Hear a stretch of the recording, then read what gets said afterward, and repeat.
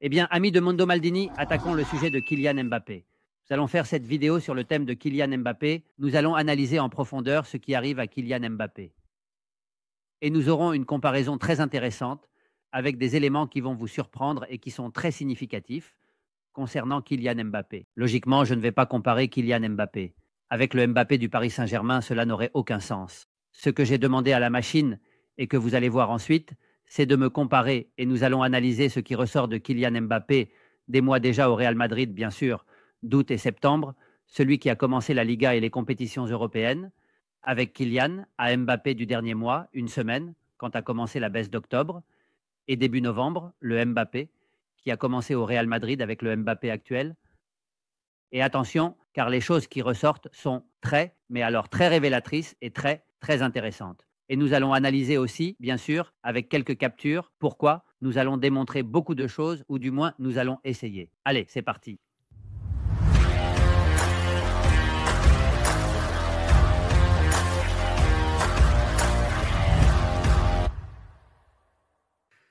Eh bien, allons-y, amis de Mundo Maldini. Je sais que vous attendez et nous allons l'analyser en profondeur. Il faut prendre cela avec un peu de calme, car nous allons analyser les données comme je pense que le sujet de Kylian Mbappé le mérite. La première chose que je lui ai dite, c'est que nous devons voir cela calmement. Nous allons laisser du temps à ce radar qui me semble très intéressant. Ce que j'ai dit à Statsbomb, c'est de me mettre en rouge.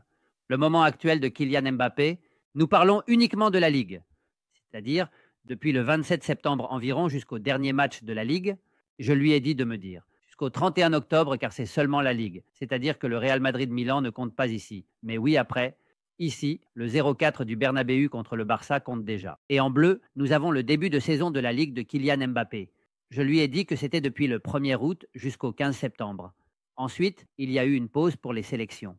Ici, tous les matchs de la Ligue que Mbappé a joués entrent en jeu. Je le répète, en rouge. Je veux bien l'expliquer. En rouge, le dernier mois, une semaine de Kylian Mbappé en Ligue et en bleu, nous avons le Kylian Mbappé qui a commencé la Ligue jusqu'à une pause pour les sélections environ à la mi-septembre, correct, et ici nous incluons tous les matchs de la Ligue. Eh bien, la différence est abyssale. La baisse que Mbappé a connue au cours du dernier mois et demi est scandaleuse. Scandaleuse.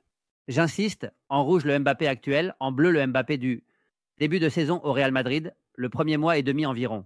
Eh bien, regardez, regardez les tirs, regardez les tirs. J'insiste sur le fait que le bleu représente le début de la saison. Il tirait beaucoup plus. Le bleu couvre le rouge, logiquement. Le rouge, ici vous voyez ce qui est en dessous, représente exactement les tirs actuels en moyenne du dernier mois et demi. C'est-à-dire que Mbappé a diminué, il tire la moitié. Mais regardez par exemple les touches dans la surface. Ces touches dans la surface, ici vous les voyez en bleu, le début de saison, le premier mois et demi de la Ligue, une barbarie, 12,9, actuellement 4,6, c'est-à-dire qu'il ne touche pratiquement plus le ballon dans la surface, il ne tire pas et ne touche pratiquement rien le ballon dans la surface. Qu'avons-nous d'autre? Par exemple, les dribbles, regardez, il a cessé de dribbler. Il a cessé de dribbler le premier mois et demi de la Ligue, 2,2, et actuellement 1,10. C'est-à-dire qu'il a pratiquement cessé de dribbler. Je reviens à insister sur le sujet, car cela me semble très très très intéressant. Regardez, les tirs, les touches dans la surface, beaucoup plus. Au début de la saison, le premier mois et demi, les tirs sont les mêmes. Il a cessé de tirer, de toucher le ballon dans la surface et pratiquement de tirer. C'est une barbarie ce que fait actuellement Kylian Mbappé, une barbarie. D'un point de vue négatif, la baisse de Mbappé a été alarmante, absolument alarmante. C'est terrible. Voyons-le même en données. Vous allez voir ici les données. Nous allons les mettre ici. Nous allons essayer de les voir ici. Ici, vous les voyez, regardez, au début de la saison. Il faisait 5,19 tirs par match et maintenant 2,89, la moitié. Touche dans la surface, 13 475,07 lors des derniers matchs. C'est-à-dire c'est une baisse énorme, mais je vais vous montrer autre chose. Je vais vous montrer autre chose qui va aussi vous plaire, je pense, sur le sujet de Mbappé, qui est assez significatif de ce que nous allons faire. Ce que vous voyez ici est la comparaison de Kylian Mbappé dans toute la Ligue. Pas seulement la fin où il était moins bon, mais toute la Ligue, depuis le début de la Ligue, avec la moyenne des attaquants de la Ligue. Je veux dire, ici, nous ne comparons pas avec des joueurs d'autres postes. Ceci est Kylian Mbappé dans la Ligue. Au Real Madrid, cette saison contre le reste des attaquants, la moyenne de la Ligue, des attaquants de la Ligue, évidemment, évidemment, et ici je veux aussi aller maintenant. Évidemment, il tire beaucoup plus, sûrement pas autant lors des derniers matchs, mais évidemment, il tire beaucoup plus. Ici, nous l'avons, je vais l'agrandir un peu. Le rouge est Mbappé. Il tire beaucoup plus que la moyenne de la Ligue. Nous voyons toute la Ligue, pas seulement les derniers matchs maintenant, et les touches dans la surface aussi, logiquement. Les touches dans la surface aussi. Vous pouvez imaginer que si je choisis seulement le dernier mois et demi, comme vous l'avez vu auparavant, ce sera pratiquement la même chose que le reste de la Ligue. Maintenant, ce qui est le plus préoccupant, c'est de voir la pression.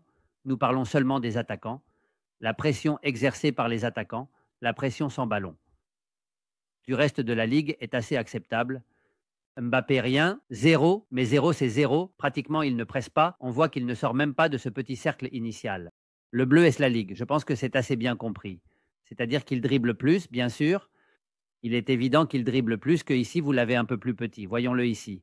Il dribble plus que le reste de la Ligue, c'est sûr. Mais c'est incroyable comme il ne presse pratiquement pas. Il ne presse pratiquement pas.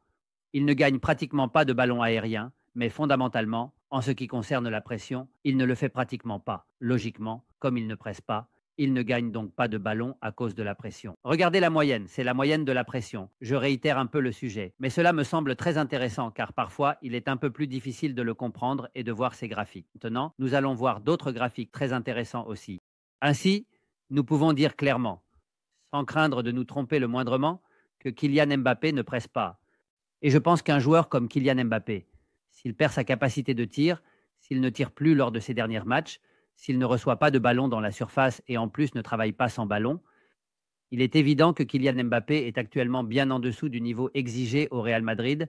Cela ne veut pas dire que peut-être demain contre Osasuna, il fasse un match et marque 3 ou 4 buts parce que c'est Kylian Mbappé. Je ne dis pas qu'Mbappé est mauvais, au contraire, c'est un phénomène. C'est précisément pour cela que le Real Madrid doit être en colère contre cette performance de Kylian Mbappé, qui n'est pas seulement la faute de Kylian Mbappé. Je veux dire une chose, parlons du sujet de la pression. Ici, nous voyons quelques images d'une passivité, non seulement de Mbappé, mais de l'équipe. Dans ce cas, il y a aussi Vinicius. Mais Vinicius est un joueur qui travaille beaucoup plus sans ballon. Mais regardez cette passe. Cette passe passe très près de lui et il ne bouge même pas. Il regarde vraiment la passe. C'est Rennes qui vient recevoir. C'est contre le Milan l'autre jour. Rennes qui vient recevoir le ballon et Mbappé regarde pratiquement. Nous avons plus de cas. Je sais que sans l'image exacte, ce n'est pas possible. Mais ici, il est très passif. Il ne presse pas la sortie de l'adversaire. Kylian Mbappé attend ici dans ce match contre le Milan aussi. Regardons encore une fois ici. Regardez, ils ont brisé la ligne très facilement. Il y a Brahim Mbappé. Il regarde ici à droite et le Real Madrid. C'est vrai qu'ils ont la défense assez haute parce que c'est vrai, mais regardez la facilité avec laquelle le Milan sort. Je disais l'autre jour dans la transmission de Movistar que le Real Madrid parvient, dans certains matchs de la Ligue des Champions, à faire en sorte que des joueurs qui sont bons comme Reims, qui est un très bon joueur, semblent infiniment meilleurs qu'ils ne le sont à cause du confort avec lequel ils jouent. Et c'est ce qui ne peut pas arriver, ce qui ne doit pas lui arriver. Ici, c'est encore une fois, ils ont parfaitement sorti de la ligne de passe des deux attaquants et il n'y a aucune attitude pressante, même si la défense du Madrid est assez avancée, comme vous pouvez le voir ici. Mais rien, ce n'est pas seulement Kylian Mbappé, c'est l'équipe entière pour le déchargement de Kylian Mbappé. Pour ne pas dire tout en négatif sur Kylian Mbappé, je veux dire une chose, c'est qu'on l'accuse beaucoup de tomber souvent en hors-jeu le jour du Barça, mais chaque fois que tu es en hors-jeu, ce n'est pas la faute de l'attaquant. Souvent, c'est la faute de celui qui passe le ballon. Quand tu joues contre une défense qui est avancée et qui joue à la limite, il est évident que le passeur doit être beaucoup plus rapide. C'est le fameux but qui lui est annulé à 0-0 au Bernabéu contre le Barça. Ici, Lucas Vazquez met beaucoup de temps. Il prend 7 secondes pour faire la passe. Mbappé démarre bien. Mbappé démarre bien, attention. Il le fait mal souvent. Mbappé démarre bien, mais à la fin, c'est que Lucas Vazquez lui fait la passe trop tard et logiquement, ils se retrouvent en hors-jeu millimétrique. L'autre jour, contre le Milan, je l'ai observé en permanence. Il traçait des démarques jusqu'à ce que, après qu'aucun ne le voit pratiquement, aucun, je pense qu'il en a eu assez et a cessé de le faire. Cette image que nous voyons ici dit un peu, eh bien, mais l'équipe doit aussi l'aider davantage. Ce n'est pas seulement lui. Il est évident qu'il est très en dessous du niveau exigible. C'est très évident. Je veux que nous voyions. Aussi ici, je vais comparer août et septembre 2024 et octobre et novembre. Nous avons très peu avancé. Ici, on inclut les matchs de la Champions. C'est Wisecout. Et regardez, 7 buts avant et maintenant seulement 1. Quand je dis avant, vous comprenez les 2 premiers mois de la Ligue de la saison, buts attendus. Regardez, 9,01 de buts attendus. Les 2 premiers mois de compétition, 2,27. Cela veut dire que le Real Madrid n'est plus capable, ni lui non plus, ni le propre Mbappé, ni le Real Madrid n'est capable de placer Mbappé dans des positions pour marquer, disons, non. Les buts attendus ont considérablement diminué. Cela veut dire qu'ils ont de plus en plus d'occasions difficiles à concrétiser. Cela a beaucoup à voir aussi avec tout ça. Continuons avec d'autres choses. Car si nous allons ici au tir, regardez, tir par 90 mains les 2 premiers mois de compétition, 5,52. Ici, j'ai retiré les matchs avec la sélection, ce qui n'a pas été beaucoup car il n'est pas allé à 2 convocations, mais bon. 13 par 90, il a beaucoup baissé en tir, il tire moins et dans des positions beaucoup plus difficiles pour marquer. Regardez le pourcentage de tirs au but au cours des 2 premiers mois, 49,02, maintenant 40,91. Il tire plus de centres, c'est sûr. Dribble, il dribble moins, vous l'avez vu, par 90 minutes, 6175. 82, je pense que tout cela est assez évident. Et montre ce qui se passe avec Kylian Mbappé. Passons aux actions défensives que nous avons déjà ici. Regardez, duel défensif, action défensive. 0,97 par 90 minutes au cours des 2 premiers mois et maintenant 0,56. Il a baissé, c'est-à-dire qu'il fait moins d'actions défensives, mais il a plus de duels défensifs, ce qui n'est pas la même chose, par 90 minutes un peu plus, mais duels défensifs gagnaient beaucoup, 75 par 50 lors des derniers matchs. Il gagne plus de duels aériens, mais il gagne très peu de duels aériens. C'est très peu, ce n'est pratiquement pas significatif. Interception, 0. Tir intercepté, 0. C'est-à-dire que nous voyons un Kylian Mbappé qui, défensivement, comme il ne presse pas, est logiquement beaucoup moins bon. Et si nous regardons les actions clés, nous l'avons déjà ici, eh bien, ce qui me semble le plus intéressant ici, c'est qu'en action clé, 0,54 par match au cours des 2 premiers mois, et maintenant 0,19. Ampère. Le dernier tiers est assez similaire, mais les actions clés sont beaucoup moins nombreuses à cause de tout ce que nous voyons, logiquement. Temps pour 100 passes dans la petite surface, également moins. Et 0 passes en profondeur lors des derniers matchs, 0,43 avant, c'est-à-dire 50% à 0%. Attaques en profondeur par 90 minutes, 2,06 avant et maintenant 0,75, il lui est beaucoup plus difficile d'être trouvé. Et aussi, logiquement, quand on le trouve souvent en position de hors-jeu. Si vous êtes en position de hors-jeu, l'action est absolument annulée. Ni le décalage, ni rien ne compte. Bien sûr, c'est une réalité. Assez logique. Enfin, je pense que j'ai l'impression, ami de Mundo Maldini, que Mbappé traverse un moment très difficile, que le Real Madrid doit l'aider. C'est un joueur, avec le potentiel pour qu'il, doivent s'améliorer et grandir.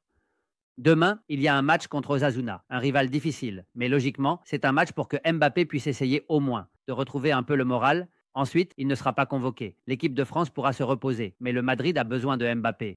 Il a besoin de Mbappé. J'ai déjà mentionné pas mal de choses. Ce n'est pas seulement de sa faute, mais une grande partie l'est. Le problème des décalages que je vous ai mentionnés. En position de hors-jeu, souvent c'est le passeur qui a une mauvaise après-midi et ça s'arrête. Comme il sait que le passeur va lui donner le ballon tardivement, il s'impatiente souvent et c'est lui qui entre déjà et n'est pas bien en ligne parce qu'il ne se fie pas. Tout cela arrive à Kylian Mbappé. Mais il est vrai que nous voyons une version de Mbappé ces 6 dernières semaines beaucoup plus faible. Avant, il tirait beaucoup plus lors des premiers matchs. Maintenant, il a même cessé de tirer. Enfin, je veux vos conclusions et votre avis. Un abrazo. Au revoir, au revoir, au revoir, au revoir.